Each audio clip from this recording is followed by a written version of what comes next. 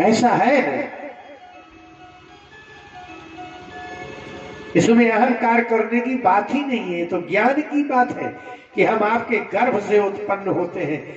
लेकिन आप भी विचार करो कि ऐसी कोई स्त्री है जो अपने माँ के गर्भ से उत्पन्न न होती है। इसलिए ये ज्ञान की बात है, इसमें अहंकार की बात नहीं है। अब महाराज मनु और शत्रुपा ने कहा, परीक्षित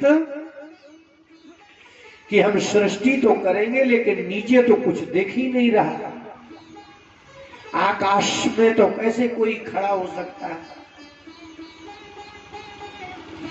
फिर बोले तो पृथ्वी लानी होगी, आधार के बिना कोई वस्तु अधिष्ठान रहित आधार रहित नहीं हो सकती। जल कभी बिना पृथ्वी के रह नहीं सकता। अच्छा, सारा भोजन कहाँ है? पृथ्वी में, तो जल कहाँ रहेगा? जल पृथ्वी से अलग है ना? क्यों? जल से पृथ्वी पैदा हुई है। नियम यह है कि जिससे जो पैदा होता है वो उसी में ही समाहित होता है।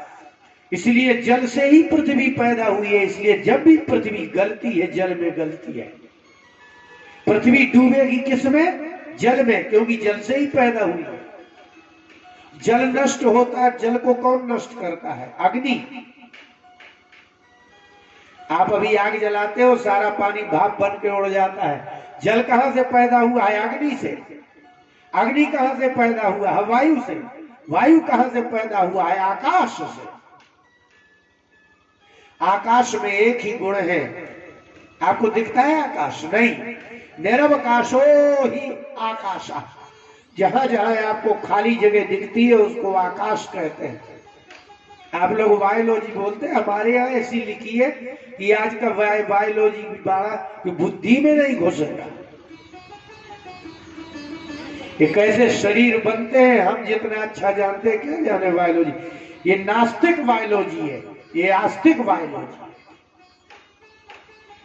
वो नास्तिक बायोलॉजी है और ये आस्तिक बायोलॉजी है। इसमें ईश्वर सम्मिलित सृष्टि है, उसमें सिर्फ नेचुरली कह करके बात निकाल देते हैं, तो वहां ईश्वर की सत्ता नहीं मानी जाती। इसलिए वो नास्तिकवाद है। आकाश, जहां भी कुछ खाली है वो आकाश है। आकाश में एक ही गुण होता है, ये जो आप सुन रहे हो ना, ये आकाश है। लेकिन आकाश से दूसरी चीज पैदा हुई, वायु दूसरे नंबर पर। उसमें दो गुण है, शब्द भी है और स्पर्श भी है। जैसे आपने देखा हो, मम्मी इतनी सी होती है, लड़का 6 फुट का कैसे हो जाता है। तो आकाश जैसा नहीं है, तो आकाश का गुण, आकाश का पुत्र है वायु, तो आकाश से वायु पैदा होता है ना। तो आकाश का भी गुण है और वायु का अपना एक अलग गुण है, स्पर्श गुण। तीसरे नंबर पर तेज, अग्नि। तीसरे में 3 गुण है, शब्द भी है, स्पर्श भी है और रूप भी है। प्रकाश में ही आपको सब कुछ दिखता है। और चौथे नंबर पर जल है, जो अग्नि से पैदा होता है। इसलिए बिजली किससे पैदा हुई है? पानी से। लेकिन पानी कहां से पैदा हुआ है? पानी में बिजली है? होती ही नहीं है, क्योंकि ये जिससे पैदा हुआ है वही है अग्नि तत्व। तो जल में अग्नि तत्व का समावेश होता है, क्योंकि वो अग्नि से उत्पन्न हुआ है। इसलिए जल में बिजली है, क्योंकि बिजली से ही जल पैदा होता है। और चौथी अवस्था में जल, और जल से पृथ्वी। इसलिए जब यह नष्ट होगा तो पृथ्वी डूबेगी किसमें? अभी आप मिट्टी में पानी डालिए तो मिट्टी घोलेगी कि पानी? इसलिए जिसमें जो चीज जाएगी वह उसका जनक होगा। इसलिए पृथ्वी जाएगी जल में, और जल जाएगा तेज में, तेज जाएगा वायु में, वायु जाएगा आकाश में। एक तत्व निरवकाश होगा। और आकाश जाएगा अव्यक्त में, अव्यक्त जाएगा महत तत्व में, उस महत तत्व का जाएगा विराट में, उसी का नाम ब्रह्मा है। वह ब्रह्मा जिसको आप ब्रह्मा जी कह रहे हो, वो स्त्री पुरुष है। वहां से बीज है, इसलिए भगवान नारायण को कहा जाता निधानम बीजम अव्ययम। इसलिए आपकी उत्पत्ति, आपकी पृथ्वी, आपका भोजन का बीज तत्व वो है। मनु ने कहा कि महाराज सृष्टि तो कर लेंगे, लेकिन ये कहाँ, ये खाएंगे क्या, कहाँ रोकेंगे? आप लोगों को पढ़ाया जाता है ना, वो बिना ईश्वर का है लेकिन बताया हमारा ही जाता है। बस उसमें से भगवान निकाल देते हैं, बाकी बात सब हमारी है। कहते एक आग का गोला आया, वो फटा, एक सूर्य बन गया, एक चंद्रमा बन गया, एक धरती, एक आग का गोला है, वो ठंडा पड़ गया। इनके बाप ने किया होगा ठंडा, अपने आप हो जाएगा। अपने आप कुछ होता है इस संसार में? इस संसार में कुछ बिना ईश्वर के हो ही नहीं सकता। बीज अपने आप अंकुरित नहीं हो सकता।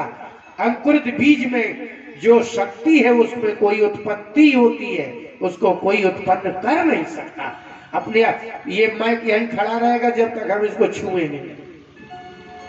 प्रकृति जड़ है, जड़ तत्व बिना चैतन्य के हिल भी नहीं सकता, उसमें स्पंदन नहीं हो सकता। जब गर्मियों में देखना हवा नहीं चलती तो पत्ता तक नहीं हिलता। तो अगर वायु तत्व नहीं है तो किसी में स्पंदन नहीं हो सकता। तो वायु के बिना यदि पत्ता नहीं हिलता तो वायु को हिलाने वाला भी तो कोई होगा। इसलिए बिना ईश्वर के, बिना भगवान के इस संसार में कुछ है, ये सिर्फ शुद्ध ना मानने वाली बात है। लेकिन मरते हैं जब वैज्ञानिक, तब तो कहते हो गॉड। अब क्या का गॉड? जो गुड है वही है गुड, अब गॉड क्यों है? इसलिए आपको जो पढ़ाया जाता है वो एक नेचुरलिटी पढ़ाई जाती है, प्राकृतिक वस्तु पढ़ाई जाती है। प्रकृति की उत्पत्ति की अगर विधि बताई जाएगी तो आपके पास ईश्वर मानने के अतिरिक्त कोई उपाय है ही नहीं, क्योंकि संसार में अपने आप कुछ पैदा न कभी हुआ न कभी होगा। चैतन्याधिष्ठित प्रकृति जड़ात्मिका त्रिगुणात्मिका ही सारी संसार की उत्पत्ति की कार्यात्मिका है। इतना कार्य बिना कारण के नहीं होता है, होता है। इसलिए महाराज मनु ने कहा कि हम तो निराधार रह सकते हैं, लेकिन अब जो सृष्टि करेंगे वो कहां रहेंगे?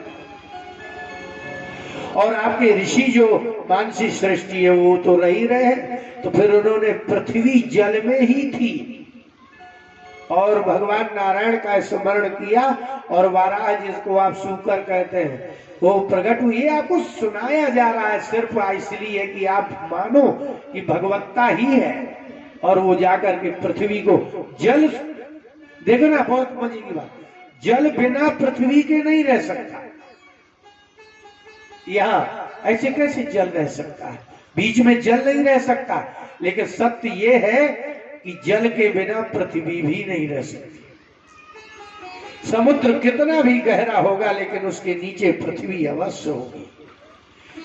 जल के बिना पृथ्वी, इसी को कहते हैं अन्योन्याश्रय, एक दूसरे के आश्रय। ऐसी दो लकड़ी खड़ी कीजिए तो बस हो गया, तीसरे की जरूरत नहीं है। लेकिन इस लकड़ी के बिना ये लकड़ी नहीं रह सकती, इसके बिना ये नहीं रह सकती। जल के बिना पृथ्वी नहीं रह सकती तो पृथ्वी के बिना जल तत्व भी नहीं रह सकता। इसलिए जल तत्व में निमग्न पृथ्वी को ऊपर लाए। पृथ्वी नीचे भी है, पृथ्वी ऊपर भी है। इसलिए आपके जहां हम बैठे कथा कर रहे हैं, इसके नीचे भी जल है और इसके